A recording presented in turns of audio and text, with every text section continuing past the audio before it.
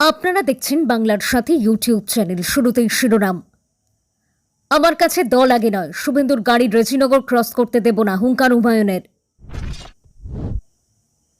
হিন্দুরা বধজোট 26-এ পদ্মফুলের সব ভোট, বাঁকুড়া দেওয়াল লিখন বিজেপির, কটাক্ষ করল টিএমসি সিপিএম। হিন্দু হিন্দু ভাই ভাই, 26-এ বিজেপি সরকার চাই, বিজেপির দেওয়াল লিখতে তৃণমূলকে এক হাত বামেদের। এক মাসের মধ্যে রেজিনগর দিয়ে শুভেন্দুকে আনবো, উনি কি করতে পারেন দেখে নেব, হুমায়ুনকে হুঙ্কার বিজেপি নেতার। মেরে ফেলল, চিৎকার করেও হলো না শেষ রক্ষা, জমি বিবাদে বিজেপি নেতাকে গুলি করে খুন হরিয়ানায়। টোটো চর্চাকার মুখোমুখি সংঘর্ষ, নদিয়ায় শিশু মৃত সহ 7, আশঙ্কাজনক একাধিক। এবার আসছে বিস্তারিত খবরে। ভিডিওটি ভালো লাগলে লাইক করুন এবং আমাদের ইউটিউব চ্যানেলটি সাবস্ক্রাইব করুন। আমার কাছে দল আগে নয়, শুভেন্দুর গাড়ি রেজিনগর ক্রস করতে দেব না, হুঙ্কার হুমায়ুনের। আমার কাছে দল আগে নয়, শোকজের জবাবেও হুঙ্কার হুমায়ুন কবিরের। এক পাতার শোকজে 2 পাতার জবাব ভরতপুরের তৃণমূল বিধায়কের। তৃণমূল সম্বন্ধে এমন কোনো কথা বিধানসভার ভেতরে বা বাইরে বলিনি, কিন্তু আমাকে জাতিগতভাবে আক্রমণ করা হয়েছে। নিজের অবস্থানে অনড় মুর্শিদাবাদের ভরতপুরের তৃণমূল বিধায়ক। কি বললেন হুমায়ুন? ভরতপুরের তৃণমূল বিধায়ক বলেন, আমাদের শৃঙ্খলা কমিটির অন্যতম সদস্য রাজ্যের কৃষিমন্ত্রী এবং পরিষদীয় মন্ত্রী শোভনদেব চট্টোপাধ্যায় আমাকে রাত 8:30 নাগাদ একটা ফোন করেন। তার আগে উনি আমার হোয়াটসঅ্যাপে একটা শোকজ লেটার পাঠিয়েছিলেন। 11 তারিখ শুভেন্দু অধিকারীর বক্তব্যের পরিপ্রেক্ষিতে আমি কিছু কথা বলি এবং 72 ঘন্টার সময় দিই তাকে, যে আপনি যে কথা বলেছেন মুসলিম সম্প্রদায়কে টার্গেট করে বা মুসলিম বিধায়কদের টার্গেট করে, সেই কথা থেকে আপনি সরে আসুন। 72 ঘন্টার মধ্যে যদি আপনি সরে না আসেন তাহলে কোনো সমস্যা নেই। কিন্তু 12 তারিখে তিনি আবার বলেন, এটি বলেছি আমরা 26-এ ক্ষমতায় আসবো, করে দেখাবো। আমি তার পরিপ্রেক্ষিতে বলেছি তৃণমূল সম্বন্ধে এমন কোনো কথা বিধানসভার ভেতরে বা বাইরে বলিনি, কিন্তু আমাকে জাতিগতভাবে আক্রমণ করা হয়েছে শুভেন্দু। তাই সেক্ষেত্রে আমি এটা বলেছি যে আমার কাছে দল আগে না, আগে আমার জাতির সত্তা, তারপরে আমার দলের সিদ্ধান্ত সম্মান করা। সেই জায়গায় আমি অটুট রয়েছি। সেই প্রসঙ্গে 31 সেকেন্ডের ভিডিও ক্লিপ দেওয়া হয় এবং যে কয়েকটি লাইন শোকজে চিঠির সম্মান সেটাই বলা হয়েছে, সেটার মতোই উত্তর দিয়েছি। দল ব্যবস্থা নিলে কি করবেন? এই প্রশ্নের উত্তরে হুমায়ুনের বক্তব্য, যখন ব্যবস্থা নেবেন বা কোনো সিদ্ধান্ত হবে তখন আপনারাও জানতে পারবেন, আমাকেও নিশ্চয়ই জানাবে, তখন আমি সে ব্যাপারে মন্তব্য করব, তার আগে নয়। শুভেন্দু অধিকারী মুর্শিদাবাদে ঢুকলে 50,000 মানুষ নিয়ে আটকে দেব, কেন বলেছেন?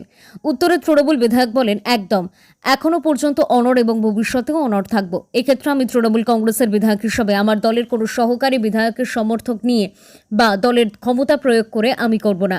মুর্শিদাবাদের আমজনতা, মুর্শিদাবাদের মুসলিম সম্প্রদায়ের 72% বসবাস করে। সেই সম্প্রদায়ের তিনি যা তা ভাবে অসম্মান করেছেন। মুসলিম হওয়ার জন্য তিনি এভাবে আক্রমণ করবেন আর মুর্শিদাবাদের মাটিতে তিনি বিচরণ করে বেড়াবেন, এটা আমি তাকে কোনো মতেই করতে দেব না।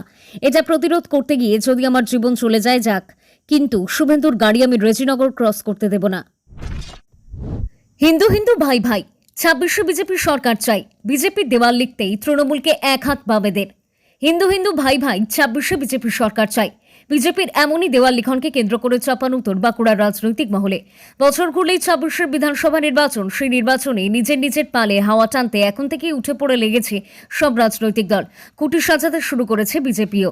একের পর এক রাজনৈতিক কর্মসূচি দেখে রাজনৈতিক বিশ্লেষকদের বড় অংশের মত, এবারের ভোটে হিন্দু ভোট একাট্টা করতে কোনো কসরতই বাকি রাখছে না পদ্ম শিবির। ইতিমধ্যেই রামনবমীতে 1 কোটি হিন্দুকে পথে নামার ডাকও দিয়ে ফেলেছেন বিধানসভার বিরোধী দলনেতা শুভেন্দু অধিকারী। অন্যদিকে ভোটের সলতে পাকানো শুরু হতে না হতেই বাঁকুড়া 1 নম্বর ব্লকে শুরু হয়ে গেছে দেওয়াল লিখন, সমান্তালে শুরু হয়েছে প্রচারও। 2019 সালের লোকসভা নির্বাচন হোক বা তার 2021 সালের বিধানসভা নির্বাচন, পরপর দুটি নির্বাচনেই গেরুয়া ঝড়ে বাঁকুড়া জেলায় রীতিমতো চাপে পড়েছিল ঘাসফুল শিবির। 19 লোকসভা নির্বাচনে বাঁকুড়া ও বিষ্ণুপুর দুটি আসনেই জয়লাভের পাশাপাশি 2021 সালের বিধানসভা নির্বাচনে জেলার 12টি আসনের মধ্যে 8টিতে জয় ছিনিয়ে নেন পদ্মপ্রার্থীরা। কিন্তু পরবর্তীতে নিজেদের সেই জয়ের ধারা রাখতে পারেনি বিজেপি। 2 বিধায়ক তৃণমূলে যোগ দেওয়ার পাশাপাশি পঞ্চায়েত পুরসভা নির্বাচন এবং 2024 লোকসভা নির্বাচনে অনেকাংশেই নিজেদের জমি হারাতে হয় বিজেপিকে। বাঁকুড়া 1 নম্বর ব্লকের বিভিন্ন জায়গায় দেওয়াল লিখনে হিন্দুদের একাট্টা হওয়ার ডাক দেওয়া হয়েছে। হিন্দু ইস্যুকে সামনে রেখে গ্রামে গ্রামে চলছে প্রচারও। এলাকায় বিজেপির দাবি, রাজ্য শাসক দল যেভাবে বিশেষ একটি সম্প্রদায়কে তোষণ করে চলেছে, ক্ষোভ বাড়ছে হিন্দুদের মধ্যে, আর সেই ক্ষোভেরই বহিঃপ্রকাশ দেখা যাবে 26-এর বিধানসভা নির্বাচনে। তবে বিজেপির এই কর্মকাণ্ডকে বিশেষ পাত্তা দিতে নারাজ তৃণমূল বামেরা। তৃণমূলের দাবি, মিডিয়ায় প্রচারে আসার জন্যই এসব করা হচ্ছে। এলাকার নেতাদের স্পষ্ট কথা, বিজেপি যাই করুক 2026 সালের বিধানসভা নির্বাচনে শেষ হাসি হাসবে আসবে তৃণমূলে। অন্যদিকে বিতর্কের আবহে আবার একযোগে তৃণমূল বিজেপিকে কটাক্ষ করছে বামেরা। কটাক্ষের সুরেই বাম নেতাদের দাবি, ধর্ম নিয়ে রাজ্যের রাজনীতিতে তৃণমূল ও বিজেপি একে অপরকে দোষারোপ পাল্টা দোষারোপ করছে। আসলে ওই দুই দল একই গোডাউনের দুটি পৃথক শোরুম। এক মাসের মধ্যে রেজিনগর দিয়ে শুভেন্দুকে আনবো, উনি কি করতে পারেন দেখে নেব, হুমায়ুনকে হুঙ্কার বিজেপি নেতার। শুভেন্দু অধিকারী তার মন্তব্য প্রত্যাহার না করলে মুর্শিদাবাদে ঢুকলে তাকে আটকানোর হুঁশিয়ারি দিয়েছেন ভরতপুরের তৃণমূল বিধায়ক হুমায়ুন কবির। এবার তাকে পাল্টা চ্যালেঞ্জ করে জেলা বিজেপি নেতৃত্ব জানিয়ে দিল এক মাসের মধ্যে মুর্শিদাবাদে যাবেন বিরোধী দলনেতা। বিজেপি হাতে চুরি পড়ে রাজনীতি করেন না বলে হুঙ্কার জেলা বিজেপির নেতাদের। অন্যদিকে পাল্টা চ্যালেঞ্জ ছুড়লেন তৃণমূল বিধায়কও। বিজেপির বহরমপুর সাংগঠনিক জেলা সভাপতি শাখারব সরকার বলেন, এক মাসের মধ্যে শুভেন্দু অধিকারী আসবেন এবং রেজিনগরের মধ্যে দিয়েই আসবেন। উনি পারলে কিছু করে নিন।